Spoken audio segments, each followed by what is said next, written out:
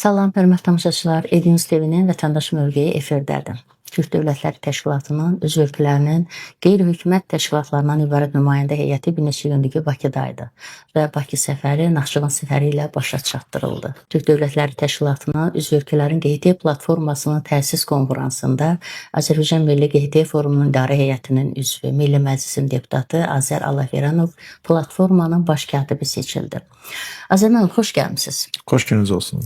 Bilirik ki, bu platforma tarixi bir hadisə oldu və eyni zamanda Türk dövlətlərinin üzv ölkələrin QHT platformasının təsis edilməsi bu üzv ölkələr arasında hansı əməkdaşlıqlara, hansı addımlara gətirib çıxardacaqdı? Türk Dövlətləri Təşkilatı müstəvisində və bir qədər də geniş biz baxsaq, Türk dünyasında Azərbaycan kifayət qədər fəal rola malik olan dövlət qismində özünü artıq təsdiq edibdir.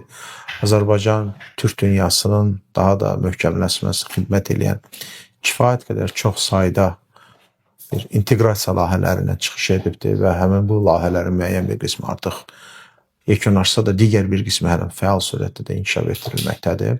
Və nəticə etibarilə Türk dünyasının bir həmrəyliyinə səbəb ola biləcək bir siyasətin həyata keçirildiyini biz görmüş oluruq. 34 bugünə qədər platforma mövcud idi, hansılar ki, Türk Dövlətləri Təşkilatının əhatə coğrafiyasını bir növ öz təsir dairəsinə almış olmuşdu və nəticə etibarilə həmin 34 platforma üzərindən qeyd etdiyim kimi Türk dünyası coğrafiyasını əhatə edən dövlətlərin ərazilərində, xüsusilə də Türk Dövlətləri Təşkilatına üzv olan ölkələrdə həmin o platformalar müxtəlif sahələri əhatə etmək şərti ilə çox vacib bir fəaliyyətlərin həyata keçirilməsinə müvəffəq olmuşdur və bu proses bu gün də davam etməkdədir. Yalnız qeyri-hökumət təşkilatları səviyyəsində, yəni söhbət Türk Dövlətləri Təşkilatı müstəvisində gedir. Əlaqələr 2, maksimum 3 tərəfli olurdu və bu prosesdə də yenə də Azərbaycan öz fəallığı ilə seçilirdi. Xüsusilə də Azərbaycan qeyri-hökumət təşkilatları kifayət qədər sıx təmaslar quraraq Azərbaycan, Özbəkistan, Özbəkistan, Azərbaycan, Azərbaycan, Qazaxıstan, Azərbaycan, Türkiyə QHT-ləri ilə münasibətləri intensiv səviyyəsindən qaldıraraq çox saylı forumların keçirilməsinə müvəffəq olubdur. Yəni burada təşəbbüs Azərbaycan tərəfindən qaynaqlanıbdır və indi bu yaxınlarda da Azərbaycan-Qazaxıstan QHT-lərinin forumunun keçirilməsi nəzərdə tutulur. İstənilən halda 2-3 tərəfli münasibətlər təbii ki, Türk Dövlətləri Təşkilatına üzv ölkələrin coğrafiyasını əhatə etmirdi. Hərçənd ki, Azərbaycan QHT-ləri arasında Qırğızstanla o QHT-lərlə də təmaslar var. Türkmənistanla ən zəif bənd bəlkə də Türkmənistanla olan əlaqələr idi məlum səbəblərə görə ki, artıq bu əlaqələr də intensiv xarakter almaqdadır və son toplantıda da siz gördünüz ki, Türkmənistandan da çox saylı qeyri-hökumət təşkilatının nümayəndələri burada təşrif buyurmuşdu. Eyni zamanda Şimali Kipr Türk Cümhuriyyətindən də fəaliyyət göstərən qeyri-hökumət təşkilatları ilə də əlaqələr var. Bir neçə istiqamət üzrə. Burada xüsusilə qeyd etmək lazım ki, Azərbaycan QHT-lərinin, Özbəkistan QHT-lərinin münasibətləri və birgə layihələr bu daha çoxluq təşkil edir digərlərinə nisbətən.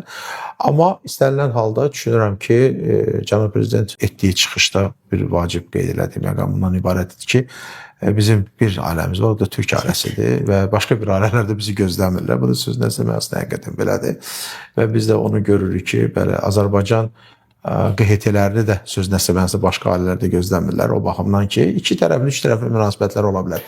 Amma həmrəylik baxımından və daha konsolidə olunmuş şəkildə ümummilli və ümumtürk maraqlarına doğru addımlamaq üçün eyni zamanda qeyri-hökumət təşkilatları arasında da əlaqələr kifayət qədər sıx olmalıdır. Məsələn, Macarıstandan nümayəndə heyəti gəlmişdi, qeyri-hökumət təşkilatları.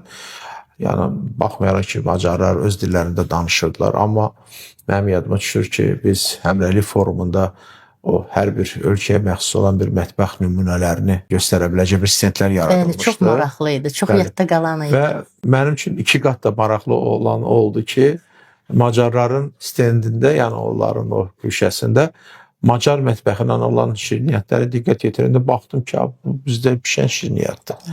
Yəni bizim evdə hər zaman, yəni ki, baxmayaraq ki, yəni dil olaraq Macar dili təbii ki, yəni soykökü olaraq Türk, amma dil Özbək dili kimi və ya Türk dili kimi bizə yaxın deyil, amma ki, mətbəxi tam bizim və hətta rəqslərində də biz onu məsəl üçün hiss elədik, gördük ki, onlara məxsus biz belə deyək, türk soyullarına məxsus olan elementlər var idi. Yəni mədəniyyət kifayət qədərsə çünki bir kökdən qaynaqlanır, qidalanır bir kökdən yəni. Bunun üçün çox vacib idi ki, QHT-lər arasında da belə bir əlaqələndirmə funksiyasını yerinə yetirə biləcək bir platforma təsis olunsun və həm birinci həmrəylik forumunda da, hansı ki noyabrın 24-də Gülüstan Sarayında keçirilmişdi.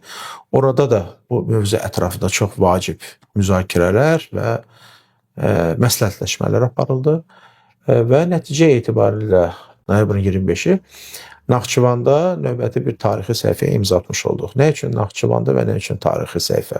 Bildiyiniz kimi Naxçıvan Türk dünyasında çox vacib bir funksiyaya malik olan şəhərdir. Çünki məhz 2009-cu ildə Naxçıvanda məlum saziş qəbul edilmişdi. Türk Dövlətləri Təşkilatı, o da Türk Dilli Dövlətlərin Əməkdaşlıq Şurası yaradılması barədə qərar qəbul edilmişdi və faktiki olaraq Türk dünyasını daha da birləşdirə biləcək böyük bir prosesin başlanğıcı Naxçıvandan start götürmüşdü. Bu, təbii ki, hər bir Azərbaycanlı üçün çox qürurverici bir andır. Bugün özündə də istənilən platformalarda, istənilən müzakirələrdə belə Türk Dövlətləri Təşkilatı mövzusu ətrafında fikir mübadiləsi aparılan zaman Naxçıvan komponenti və amili daha qabarıq şəkildə özünü büruzə verir. Bu, düşünürəm ki, zamanında Ulu Öndərin qoyduğu siyasətin məhz məntiqi nəticəsidir ki, burada cənab prezidentimiz İlham Əliyev çox uğurlu şəkildə tam yekun nöqtəni vurmuş oldu Naxçıvanda məhz Türk Dövlətləri Təşkilatının yaradılması ilə bağlı. İndi isə bu missiya gəldi düşdü bizim qeyri-hökumət təşkilatlarının üzərinə və bu səbəbdən də qeyri-hökumət təşkilatları 8 ölkədən olan qeyri-hökumət təşkilatlarının hamısını bir araya toplayaraq məhz Naxçıvanda Türk Dövlətləri Təşkilatının üzv ölkələrin qeyri-hökumət təşkilatlarının platformasının təsis olunması barədə qərar qəbul etdilər. Deməli, bu tarixi hadisə birincisi bununla şərtlənir ki, belə bir platforma məhz Naxçıvanda təsis olundu. Bu bir.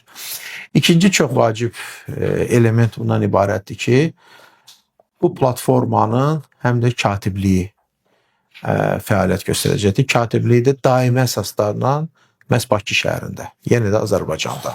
Yəni, siz təsəvvürünüzə gətirin ki, Türk Dövlətləri Təşkilatında sədrlik bilirsiniz ki, ildən ilə dəyişir. İndi hal-hazırda sədrlik Azərbaycana məxsusdur.